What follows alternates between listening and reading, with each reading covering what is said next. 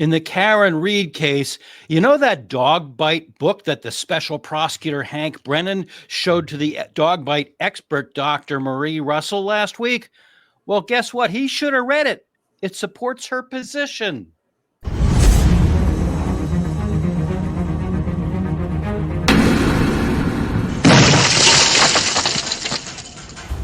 Why would Brennan show her that book if it agreed with what she said?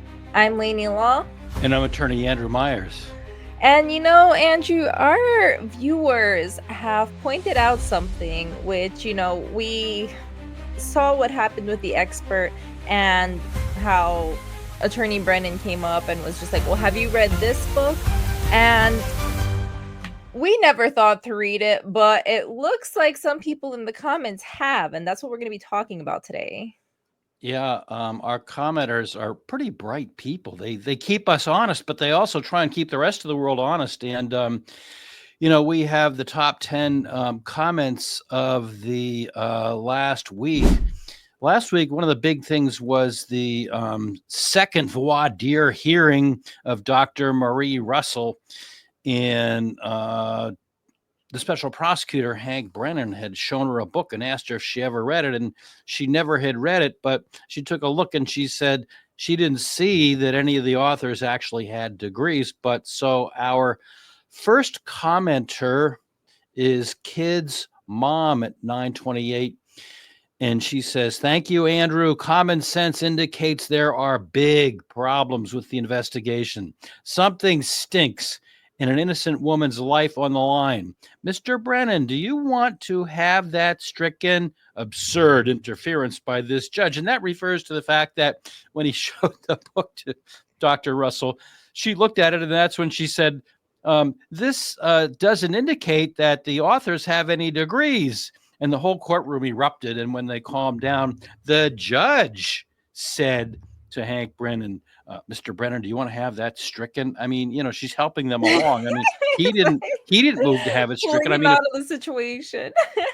Yeah, if you're trying a case and somebody says something that you think is totally, inappropriate or non-responsive, or there's no, as here, question before the witness, you immediately do a motion to strike, but he didn't. The judge said, do you want to do a motion to strike, or do you want to have that stricken? And it's like tap on the shoulder. Yeah, Oh my God. No, that was I thought that was a little bizarre. I, don't have experience myself in that kind of situation, but I can't imagine it's very common that the judge is helping someone out like that. Maybe somebody that's just started trying cases and they're trying their first case, maybe they might, if they felt like it, the judge might help them along, but somebody that's a seasoned trial attorney. So Amy's Positive Pathways says, in that book, there is a part that validates Dr. Russell's approach, even if she didn't read that book. Page 222 to 23, the marks left behind do not always show the full arch, and the distortions produced by the elasticity and the retracticity of tissues movement and the amount of contact can lead to misinterpretation. Punctures, lacerations, and ovulations of skin and soft tissue are caused by a combination of biting, crushing, and tearing. Forensic pathologists typically observe multiple tear wounds with adjacent puncture wounds, the so-called hole in a tear effect. The puncture wound, a round hole, is made by the canine tooth of either the upper or lower jaw on one side that serves as anchorage. And the comment does keep going on, but it was a little bit long comment, so to keep it a little bit short. But yeah, I mean, as gruesome as that sounds, whew. Well, if you're gonna try and put somebody in jail potentially for a long period of time, maybe up to life, you better have the right stuff.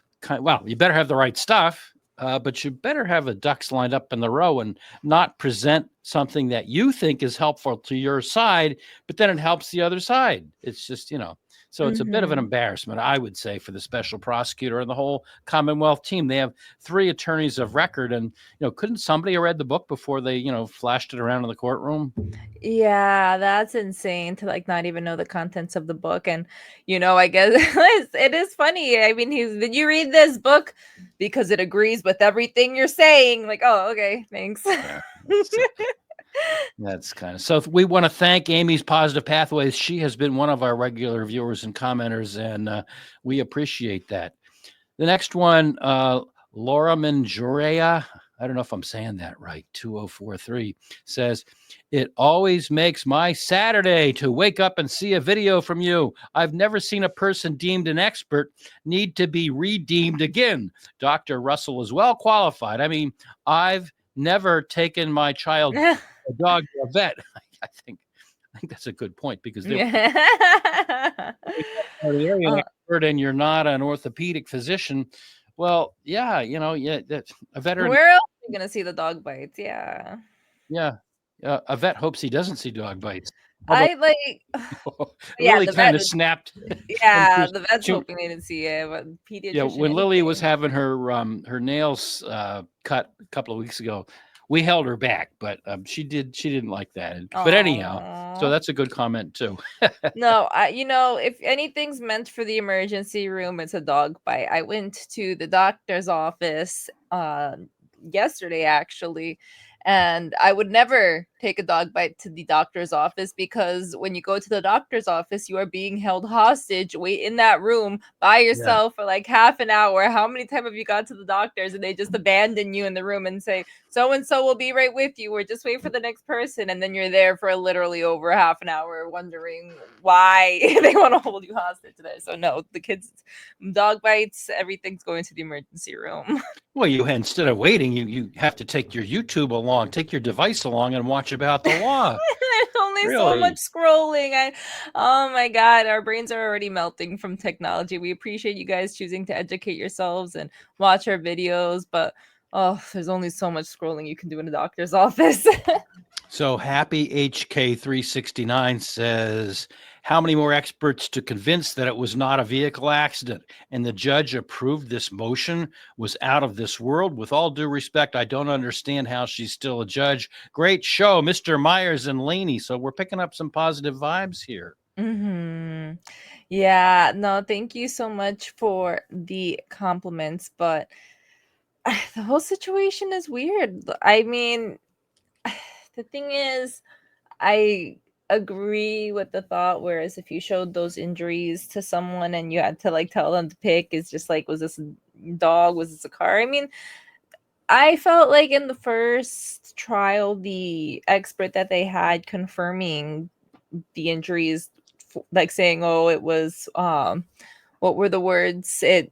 It's a dog bite. With the car, he's just like, it's consistent with the side swipe. It's like, it's Right. consistent with the side swipe versus that's definitely a dog bite. Yeah, you're talking about Trooper Joseph Paul, who Yeah. I felt bad for the guy. He might, I know I'm going to get negative comments for saying that, but I mean, he might be the greatest guy in the world. He may be a great state trooper, but an expert he is not. Maybe an accident reconstructionist, because I've read a lot of state police reports and they take the basic measurements and they, take photographs, but then it takes a real expert to put it all together. And he is not. It was an embarrassment to the state to put him on the stand as such, because he doesn't know physics. But you know what, if I hire an expert, I want somebody to be an expert in all that kind of stuff, the physics and everything else. So Is there a limit to like how many experts they can bring on? Like, because I was like, what if they just like turn around and just like bring 105 people? Like, I don't know. It's gotta be reasonable. I mean, I'm sure a judge is not going to allow 100 experts, but as long as they are,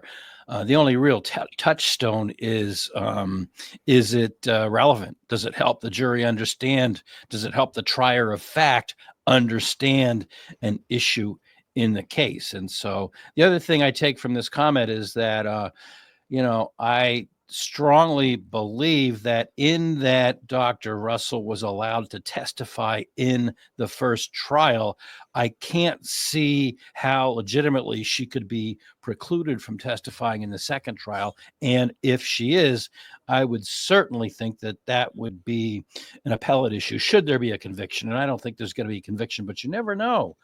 So I would think that would be a very ripe appellate issue, because an expert should be qualified if they basically have, knowledge, skills, and education. And once they're qualified, then the other side can always question their credibility. So I think the testimony should be admitted. And if the other side wants to question credibility, they can do it at the risk of jeopardizing their own credibility in front of the jury. Our next comment comes from DF224. Reasonable doubt will again come from ARCA experts. During their previous expert testimony, the two accident reconstruction experts from ARCA, a private forensic engineering company in Pennsylvania, said Reed's SUV was not involved in a pedestrian crash. And that's a good point. I don't see they're going to overcome that. I really don't. I don't see how they overcame that in the first trial. I really don't. Well, I mean, ultimately they didn't really overcome it because it came into the mistrial, you know. Yeah, I think true. I don't know. I feel like the situation is just like escalating at some point because it's not becoming any less known of a case. And I think you make a good point. It's just like they couldn't deal with that before. How are they going to deal with this again? I agree. Yeah. I just don't see how I don't see how that expert testimony was not taken more seriously. And you know what? We have two new countries on our The World is Watching episode here. We started a list of all the countries from whom we had received comments on the Karen Reed case, just the Karen Reed case. And we now are up to 27 different countries. And the new ones this week are Belgium, which I should have included last week, but I forgot. I'm sorry, Belgium. We've actually gotten a couple of comments from Belgium and Colombia. We now have commenters from Colombia. So don't let anybody tell you that just because your next door neighbor doesn't know about the Reed case, that the world is not watching the Karen Reed case. Yeah, seriously. I mean, even just, we're local, but not the other day, it's been a while now, but I was driving on the highway and on one of the bridges above the highways in New Hampshire, there was a group of people holding up signs that said free Karen Reed and stuff like that. So it's not just a Massachusetts thing, it's spreading. It's Right. definitely everywhere. Right. Well, we have regular followers that, they comment, if not every week, quite frequently from a lot of the countries you see there. So, you know what? The world is watching this particular case. So Sylvanie says, were there no gag orders in this case, the truth would have come out long ago. And this is in regards to the Koberger case now. And that is one of the things. And I think part of the reason why a lot of people have this trust is like the gag orders and the secrecies.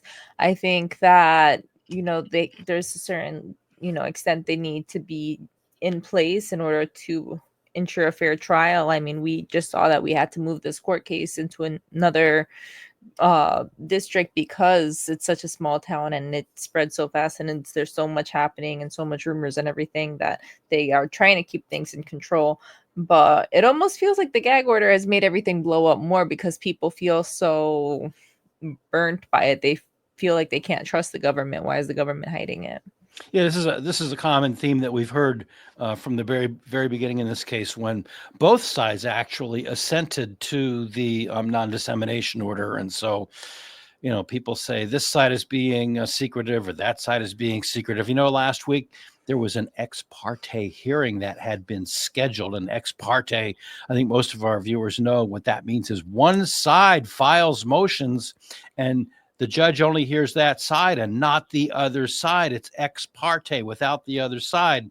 And there was an ex parte hearing that had been scheduled on the 11th of December, and there's been radio silence ever since. So I just checked the docket before we started recording this episode, and there had been nothing as of the time that we recorded this episode. So the people that thought that maybe the secrecy and the redaction and all of that might change once the case went down to Boise, not yet. Maybe in the new year, but not yet. So then our next comment is from LaHaver. I'm sorry if I'm not pronouncing these right, but people have interest. I'm wondering if it's Leah Ever 777. Maybe, yeah, you're probably right. Leah Ever. Either way, we love you. Yeah, sorry about that. So the only difference one could argue is it took a long time to catch Bundy and one time that we know of to catch Koberger, if in fact he is convicted. Oh, this goes back to Attorney Brown. That's him in the corner there. his statement saying, and he, had some involvement in defending Ted Bundy up in Washington State. He was critical of the Koberger defense team. And boy, did we get a lot of comments about that. There are two different cases, two different sets of facts. People said a lot of things, but this was a common thread. People distinguish the two cases, but I don't really see that the fact that it took a long time to get Bundy had anything to do with the way you would actually conduct a defense. And the other thing that strikes me about this is that, Bundy's crimes were decades ago, and the forensic technology has evolved quite a bit in that period of time. I mean, now there's cameras everywhere. And I think I actually pointed this out in another episode when he started, targeting his victims in Snohomish State Park in Washington State. Somehow he got away with this, and then he proceeded to go to other states, and somehow he got away with this. But now there's cameras everywhere. So, and the drones everywhere. Drones, yes, there are drones everywhere. With the 50 whatever terabytes, I mean, we don't know what's in there. There's probably a lot of nothing, but like when you tell me that there's 50 terabytes of evidence, I'm assuming that there must be like video footage like detailing this guy's life from beginning to like up until the crime. Yeah, because we had already covered the issue that if Mr. Koberger is found guilty, if that happens, then there's another phase of the whole trial, which goes to, the aggravating and mitigating factors in the capital punishment phase. And in that phase, there's a lot of evidence that it's not necessarily, or it's not relevant at all to the facts of the case, but they, the prosecutors try to find some aggravating circumstances and the defense tries to find mitigating circumstances. So what if they went back and talked to his second grade teacher or the girl that he rode next to on the school bus during his high school years? Or, so who knows? It's a lot of stuff. So now, this is yours. Yeah, so Physics 4290. To me, it seems likely that they found evidence of an unrelated crime that was connected to that address. I think Koberger could have been dealing drugs for a decade and compartmentalized that part of his life. It isn't that unusual for a D dealer to wander into a H scene in NYC. That house at 1122 King was like a grand central station because of 6 young unrelated adults were living together. The state felt comfortable arresting someone they already knew was guilty of a crime, I'll bet not the one they should have been investigating. If they can prove he was there, they'll need to make every effort to nail him for the H's because they don't have another suspect. The university would prefer the perpetrator be an outsider. My impression has always been that Koberger was a bag man for a delivery operation. Well, I don't know. We try to stay out of the tunnels and the frat boys, but as we pointed out before, the fact that there is a non-dissemination order makes people, think, makes people, just go with all kinds of speculation. And a long time ago, I forget how many months ago, that we had done a episode. Remember Pete?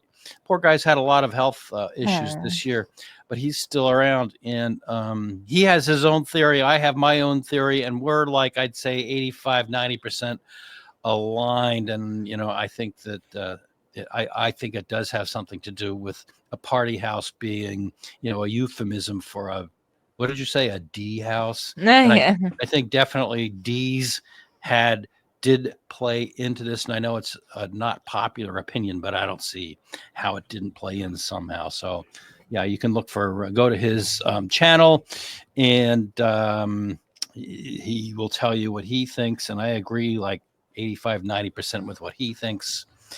So those are just theories. Those are just theories. We don't know factually. So, Lewis, ZN2G. I always screen these names to make sure that we're not saying something that we shouldn't be saying.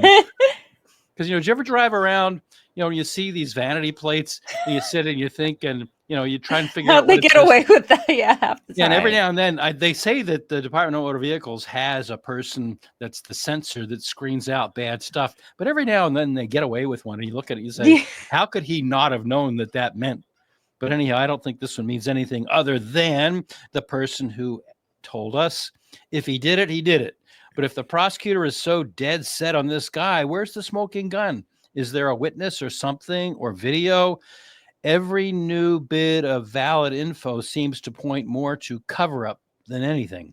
The few details leaked before the gag order on Kaylee Gonsalves's wounds alone make it seem like this guy was a well-oiled, plugged-in killing machine. I firmly believe one man did not do this. And I agree with that 100%. We did an episode on that with another creator. And I firmly believe one man didn't do it either. That's just how I feel. The thing is with the one man didn't do this, I always bring this up with like how much longer things take than what you expect. Like, Right. for example, even just today when we started the stream, I had my email ready to start. Andrew sends me the invite. I go to start and my webcam unplugs immediately. It's just like anything that you think is going to take 5 minutes is going to take 7 minutes. Anything you think is going to take 7 minutes is going to take 15 minutes. If you think it's 15 minutes, it's going to be 30. To get all this done in 15 minutes is crazy. And, you know, I'm not going to say it's totally impossible, but if it's a house you supposedly had never been in before, how am I going to even find one person in 15 minutes? And while trying to be sneaky, I can't imagine being sneaky at all. I mean, you know, and maybe you're a little bit more prepared for this if you're going into this house with this intention. But it's like you could give me like I could be in a completely padded suit and I'd still be like sounding like an elephant going down the hallway trying to find my way around. I think maybe we should do another 10 red flags. Remember, we used to do those episodes, the 10 red flags, the 5 red flags. I think now that we've gone a little bit further into it, we should do maybe in the new year, we'll do a thing on the 10 reasons this couldn't have happened or the 10 reasons it could have happened, just the 10 red flags, things that stand out to you. And in my mind, there's so many of them, but one of the biggest red flags is that they tore the building down. I'll just never get over that. I will never get over that. I know there are people that disagree. I know there will be comments, but I don't care how many recreations they do. I don't care if the FBI claims it has the best technology in the world. I don't care. Seeing the place itself, replaces all of that BS. Because it's just even just you step into a house, like I can hear when my cat is coming into my room because there is a squeaky floorboard by my door. It's just like being in the house gives you so much of a different impression of, and like I said, it's just like I can't even walk around my own house not being quiet. I can't imagine being in a stranger's house being quiet. No, but I've given the analogy before, when a house is for sale, they show you those, you can go online and, they have these great videos and everything else showing you the house. Then if you go and look at the house, you realize that the slides and the videos, really didn't show it. It didn't give you a sense of proportion. It didn't give you a sense of, how far away the neighbors' houses are, whether there's water in the back, whether, there's a whole myriad of things that I don't care if the FBI says, oh, we did a LiDAR. Go take your LiDAR and have a nice day. Yeah.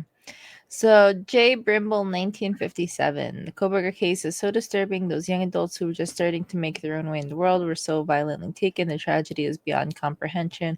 I hope at the end of the trial, the families will eventually find some kind of peace. And it is scary to think about. And I think a reason why this case has garnered so much attention is because a lot of people either can see themselves being in this situation or like their a relative having this happen to them.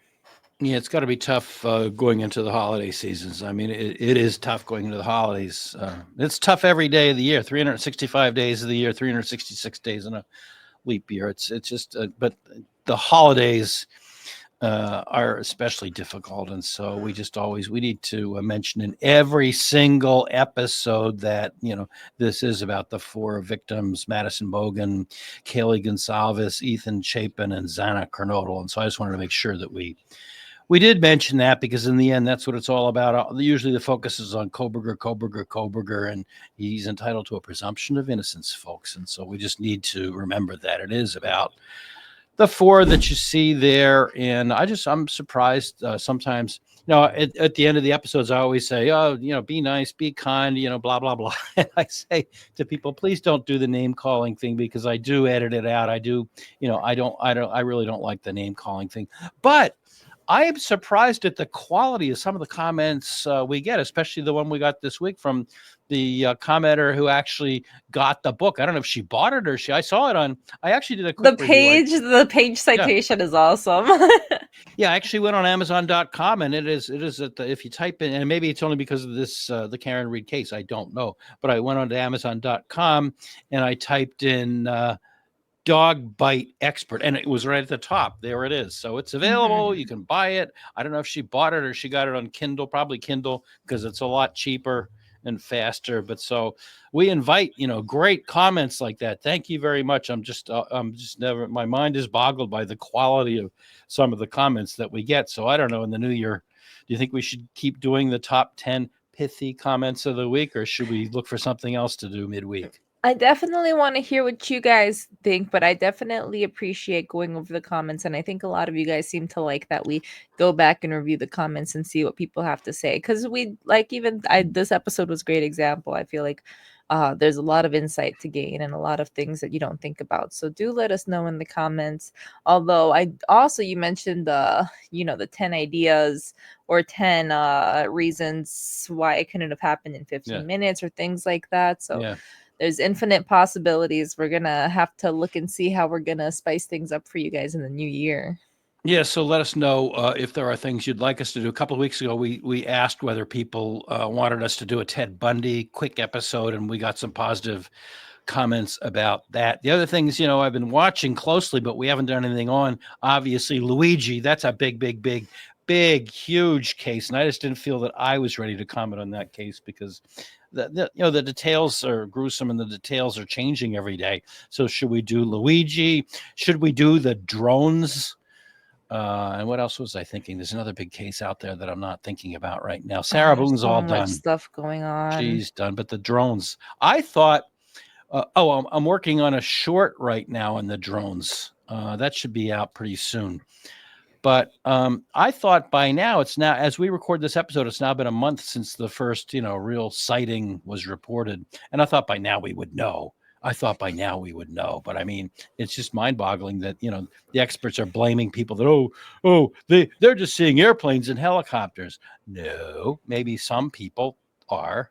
Maybe some people are seeing helicopters and airplanes, but there are valid, legitimate sightings of these drones, and the quote unquote experts are not friends in government. The people I'm from the government, I'm here to help you. Those people are saying, there's nothing to worry about. We don't know what they are, but there's nothing. Come on. We're not children. We are not children. If you're in the federal government, we're not children. Somebody somewhere somehow has to say what it is. And there's all kinds of theories. One of the theories that I've been listening to is that it was there's some radioactive material that people lost track of on one of those huge container ships that have thousands of containers on them. Mm-hmm. And they're the size of the back end of a tractor trailer truck, which is what they are.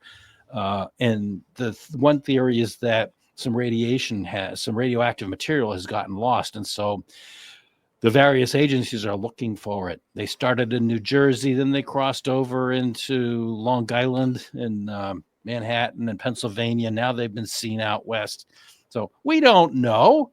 We have no idea, but don't treat us like we're stupid. Oh, it's an airplane. No, I know what an airplane looks like.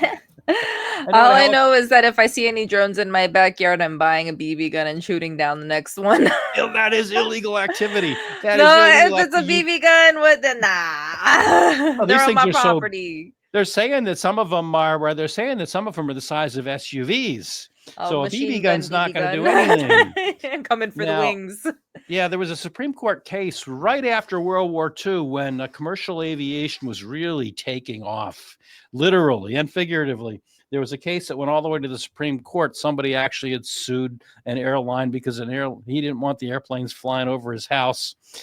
Case went all the way up to the United States Supreme Court, and the Supreme Court said, when you buy a property, you do not own all the way up to the heavens. And they said it's a case-by-case basis. So promulgated from that over the years, no, you can't shoot stuff down that goes over your house.